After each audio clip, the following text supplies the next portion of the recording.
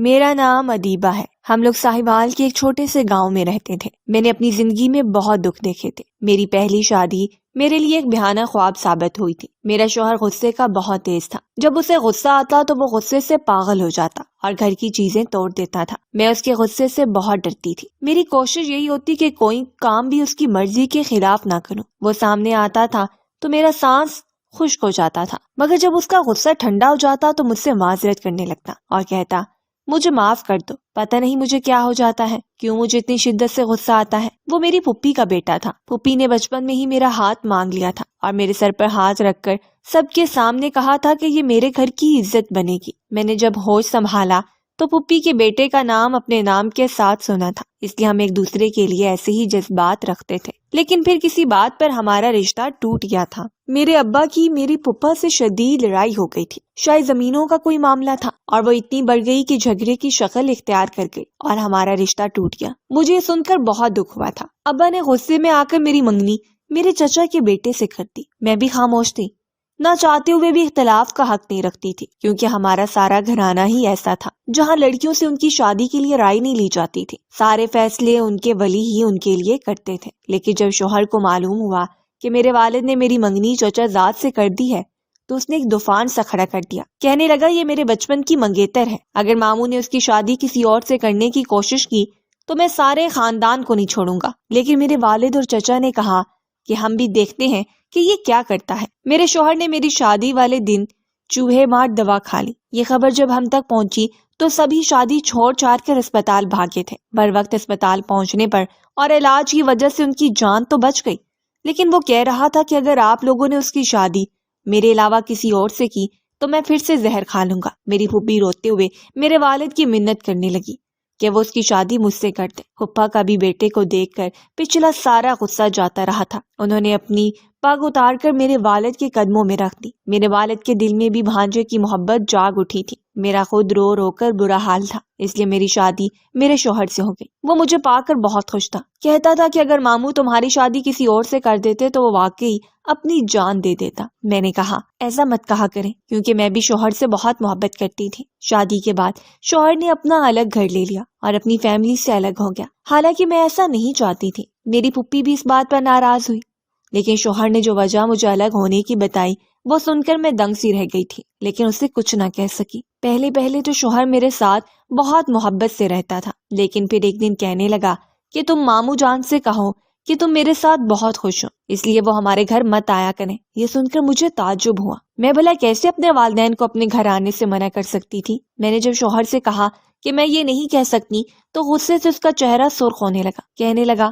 مجھے غصہ مت دلاؤ اور ماموں سے کہو کہ وہ میرے گھر نہ آئیں، مجھے وہ اچھے نہیں لگتے، کہ انہوں نے تمہارا رشتہ کہیں اور طے کیا تھا۔ میں نے شوہر کی بات ماننے سے انکار کر دیا، کیونکہ مجھے یہ بات غیر مناسب سی لگ رہی تھی۔ اتنی سی بات پر کون ایسا کرتا ہے؟ لیکن اس کے بعد جو کچھ شوہر نے میرے ساتھ کیا میرے تصور میں بھی نہیں تھا۔ شوہر نے میرے منہ پر زوردار تھپڑ مار دیا۔ اس کے ایک تھپڑ سے ہی میرا دماغ چکرا سا گیا تھا۔ شوہر نے میرا ہاتھ اس قدر زور سے پکڑا کہ میری کانچ کی چوڑیاں ٹوٹ کر میرے بازو میں چپک گئیں۔ میں درد سے بلبلاتی نہیں گئی، لیکن اس پر تو کوئی جنون سا سوار تھا۔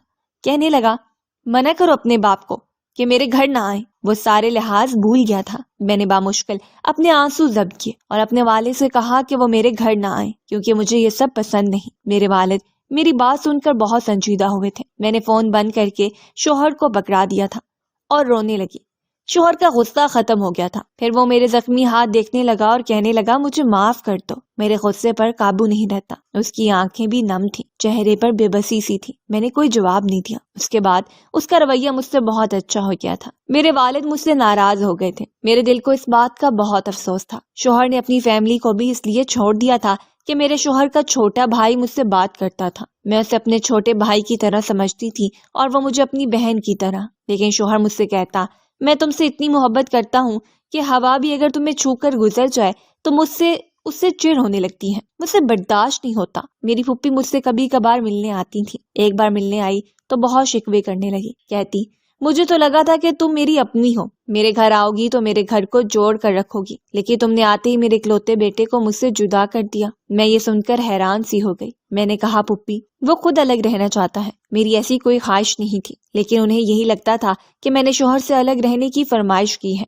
एक बार मैं बाजार में शॉपिंग करने गई तो मुझे अपना वही चचाजाद कजन वहां मिल गया। मुझसे हाल अहवाल पूछने लगा, कहने लगा, मैं ताया जी के घर गया था, वो बहुत बीमार है तुम्हारी वजह से। ये सुनकर मेरे अब्बा बीमार है, मेरा दिल तड़प सा गया था। मैंने कहा, क्या हुआ मेरे अब्बा को? कहने लगा, तुम इतनी बेमुरव्वत और खुदगर्ज हो चुकी हो कि अपने अब्बा को अपने घर आने से भी मना कर दिया। उन्हें इस बात का बहुत दुख हुआ है। मैं तो बेचैन सी हो गई थी। मेरे वालिद बीमार थे, वो भी मेरी वजह से। मैंने उसे कहा कि मुझे अभी उनके पास ले जाओ, मुझे उनके पास जाना है। वो मुझे अपनी गाड़ी में बिठाकर मेरे वालिद के पास ले गया। मेरे वालिद मुझे देखकर उठकर बैठ गए। मैं उनके गले लगकर रोने लगी और उनसे अपने रवैये की माफी मांगने लगी, जिसमें मेरा कसूर भी नहीं था। बाप बाप ही होता है, बच्चों से नाराज नहीं रह सकता। मेरे वालिद को मुझसे शुरू से बहुत मोहब्बत थी। मुझे वहां वक्त का अंदाजा ही नहीं हुआ था। मेरे पर्स में मोबाइल कब बजकर बंद हो गया मुझे पता ही नहीं चला। मैं पूरे 4 माह बाद अपने घर वालों से मिल रही थी। मेरी अम्मी बार बार ये पूछती रही कि शोहर का रवैया मेरे साथ कैसा है। मैं यही कहती कि वो बहुत अच्छे हैं, मेरा ख्याल रखते हैं।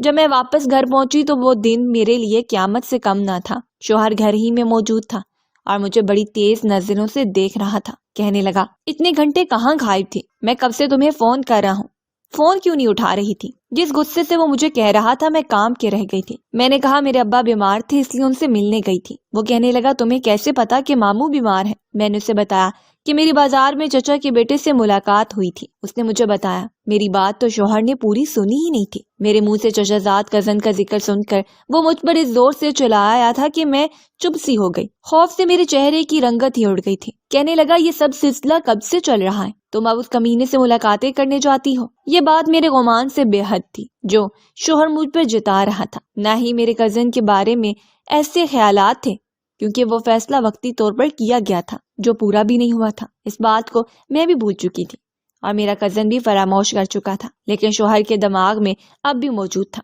मैंने कहा, आप गलत समझ रहे हैं। लेकिन शोहर ने गुस्से से शीशे की प्लेटें और गिलास तोड़ने शुरू कर दिए। मुझसे कहने लगा, कब से ये सिलसिला चल रहा है? मुझे सच सच बताओ। तुम जानती भी हो कि मुझे तुम्हारे साथ कोई शख्स बर्दाश्त नहीं है। मैं उनके जुनून से खौफजदा हो गई थी। मैंने कहा, मुझसे कैसी बातें कर रहे हैं? मेरा शख्स से कोई ताल्लुक नहीं है। लेकिन शक का जो कीड़ा शोहर के दिमाग में बैठ चुका था उसने मेरी जिंदगी अजाब बना दी थी। अब शोहर बाहर का दरवाजा लॉक करके जाता था, घर आकर पूरे घर की तलाशी लेता था, जैसे उसकी गैर मौजूदगी में मैं अपने कजन से मिलती हूँ। मैं उसकी शकी मिजाज तबीयत से तंग आ चुकी थी। एक बार मैं उसे झगड़ने लगी। मैंने कहा, मैं तंग आ चुकी हूँ आप किस किस्म की हरकत से? आप मुझे ये एहसास दिलाना चाहते हैं कि मैं बदकिरदार हूँ? आपके पीछे से गैर मर्दों को बुलाती हूँ? मेरी बात सुनकर वो मुझ ही पर भड़कने लगे। कहने लगे, तुम्हारा कजन तुम पर गलत नजर रखता था, इसलिए वो तुम्हें बहाने से मामू के घर ले गया और तुम भी चली गई। तुम क्यों गई थी? तुम मुझसे कहती तो मैं तुम्हें वहां ले जाता। मैंने कहा, आप ही ने मुझ पर पाबंदी लगाई थी। मेरे अब्बा भी आपकी वजह से बीमार हुए थे। सबकी नजर में आप मुझे बुरा बना रहे हैं। मैं आज फट पड़ी क्योंकि सहते सहते थक गई थी, लेकिन मेरी बात शायद शोहर से बर्दाश्त नहीं हुई थी। कहने लगे, मैं चाहता हूँ लोग तुम्हें बुरा समझे और तुमसे मिलना छोड़ दें। हमें किसी से नहीं मिलना, किसी से भी कोई ताल्लुक नहीं रखना और हम बस एक दूसरे के साथ ही रहेंगे। मैंने कहा, मैं सबसे मिलूंगी, मुझे अपने माँ बाप नहीं छोड़ने। मेरी बात पर वो भड़कने लगे, गुस्से से पागल होने लगे। इस बार मैं भी खामोश नहीं हुई थी, इसलिए अचानक से मुझे शोहर ने छोड़ दिया। ये सुनकर तो मैं दंग सी रह गई थी। मैं रो रो कर कहने लगी, आपने मुझसे ये क्या कह दिया? वो चुप से हो गए थे। मैं रो रही थी, मेरा सब कुछ बर्बाद हो गया था। उस वक्त तो शोहर कमरे में चले गए। मैं वहीं लाउंज में खड़ी रोती रही। मुझे लगा ये सच नहीं है। मेरा तो रो रो कर बुरा हाल था। 3 घंटे बाद शोहर कमरे से बाहर आए।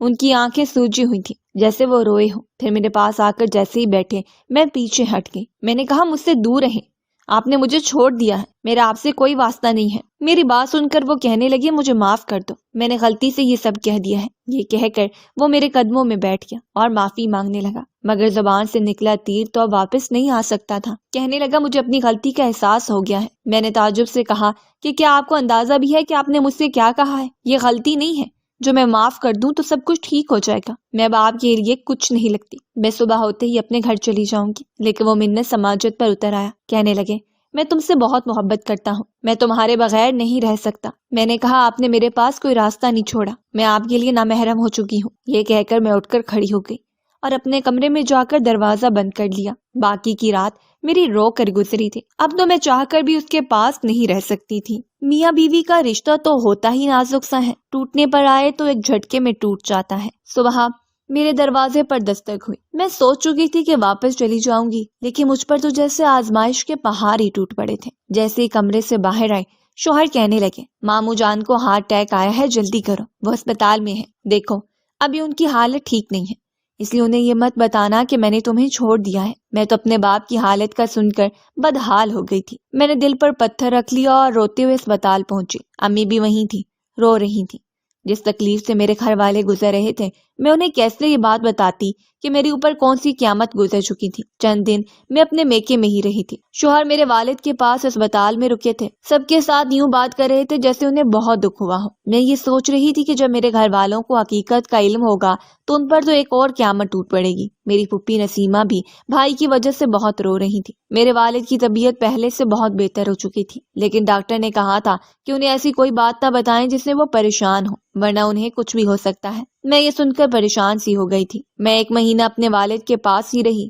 وہ کچھ بہتر ہو گئے تھے، لیکن ابھی بھی بستر پر تھے۔ میں چاہتی تھی کہ میرے والد بالکل ٹھیک ہو جائیں تو میں نے یہ خبر موقع دے کر سناؤں، لیکن میرے ہوش اس وقت اڑ گئے جب شوہر مجھے لینے آ کر کہنے لگے، میرے ساتھ گھر چلو، میں تمہارے بغیر نہیں رہ سکتا۔ میں نے بہانے سے انکار کرنا چاہا۔ میں نے یہ خبر کسی کو نہیں بتائی تھی۔ میں چاہتی تھی کہ کچھ وقت یوں ہی گزر جائے۔ مجھے حیرت تھی کہ ساری سچائی جان کر بھی شوہر مجھے کیوں لینے آئے تھے۔ میرے والدین نے مجھے بھیج دیا اور مجھے مجبوراً شوہر کے ساتھ واپس جانا پڑا۔ وہ مجھ سے کہنے لگے کہ تمہارے باپ کی حالت اچھی نہیں ہے، تمہاری یہ بات ان کی جان لے گی۔ میں نے کہا یہ خبر کب تک چھپ سکتی ہے اور آپ مجھے کیوں لے کر آئے ہیں؟ وہ کہنے لگے میرے پاس ایک حل ہے، کسی کو کچھ بھی علم نہیں ہوگا اور ہم دوبارہ نکاح کر لیں گے۔ ہارون کی بات سن کر میرا سر چکرا کے رہ گیا۔ میں نے کہا آپ ہوش میں تو ہیں، اس لیے اب کوئی گنجائش نہیں ہے۔ جو حل مجھے میرے شوہر نے بتایا میں نے سنتے ہی انکار کر دیا۔ میں یہ بات سوچ بھی نہیں سکتی تھی۔ وہ مجھ سے حلالہ کا کہنے لگا عدت تک میں اس کے گھر میں رہوں اور عدت پوری ہوتے ہی وہ اپنے کسی دوست سے کہہ کر حلالہ کروا دیں گے۔ میں نے کہا میں یہ اذیت کبھی نہیں سہ سکتی، میں تمہارے علاوہ کسی مرد کی نہیں ہونا چاہتی۔ میری زندگی ہمیشہ امتحان رہی، مگر میں نے کبھی بھی سوچا نہیں تھا کہ سب سے بڑی آزمائش وہ شخص ہوگا جسے میں نے شوہر کہا۔ جب میں نے اس کی بات ماننے سے انکار کیا تو اس نے دھمکی دی، اگر تم نے میری بات نہ مانی تو میں زہر کھا لوں گا یا خود کو ختم کر لوں گا۔ میں خوف زدہ ہو گئی۔ میں جانتی تھی کہ وہ ایسا کر سکتا ہے کیونکہ اس سے پہلے بھی وہ اپنی دھمکیاں سچ کر چکا تھا۔ مجبوری میں نے ہاں کر دی۔ میں نے عدت اپنے ہی کمرے میں گزاری اور عدت کے چند دن بعد ایک رات وہ مجھ سے کہنے لگا آج رات تمہارا نکاح کروا رہا ہوں، بس ایک رات کی بات ہے، پھر وہ تمہیں طلاق دے دے گا۔ میرا دل کانپ گیا، روح چیخ اٹھی تھی، لیکن میں بے بس تھی۔ میرے بیمار باپ کو کچھ معلوم ہو جاتا تو شاید وہ صدمے سے مر ہی جاتا، اور شوہر کی دھمکیوں نے مجھے مزید توڑ کر رکھ دیا تھا۔ پھر وہ رات آئی، مجھے ایک اجنبی شخص کے حوالے کر دیا گیا۔ میرا دل بے چین تھا، آنکھیں نم تھیں اور قدم لرز رہے تھے۔ جب کمرے کا دروازہ کھلا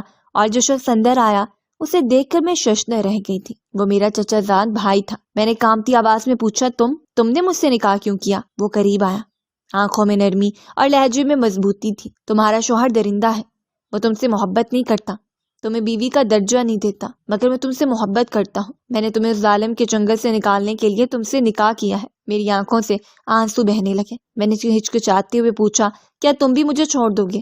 وہ مسکرا کر بولا نہیں، میں تمہارے شوہر کی طرح درندہ نہیں ہوں، اب تم صرف میری ہو اور میں تمہیں کسی اور کے حوالے نہیں ہونے دوں گا۔ اس رات میں نے پوری طرح خود کو اس کے حوالے کر دیا تھا کیونکہ اب وہی میرا شوہر تھا جسے میں دل سے تسلیم کر چکی تھی۔ اگلی رات دروازے پر زوردار دستک ہوئی۔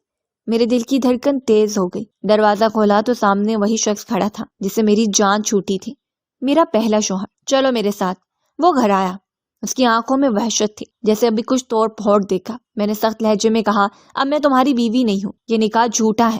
وہ دھاڑا، میں تمہیں کسی اور کا ہونے نہیں دوں گا۔ میں کچھ بولتی اس سے پہلے ہی میرا چچا زاد آگے آیا، اس کی آنکھوں میں غصے کی چمک تھی۔ یہ اب میری بیوی ہے اور اگر تم نے اسے ہاتھ بھی لگایا تو میں تمہاری ہڈیاں توڑ دوں گا۔ شور شرابہ سن کر ارد گرد کے لوگ بھی اکٹھے ہو گئے۔ بات میرے گھر تک پہنچ چکی تھی۔ میرا بیمار باپ بھی آ گیا، ماں کی آنکھوں میں آنسو تھے، چچا تایا سب گھر والے موجود تھے۔ خاندان کے بزرگوں نے میرے پہلے شوہر کو گھیر لیا۔ ایک بڑے نے سخت لہجے میں کہا کیا تمہیں شرم نہیں آتی؟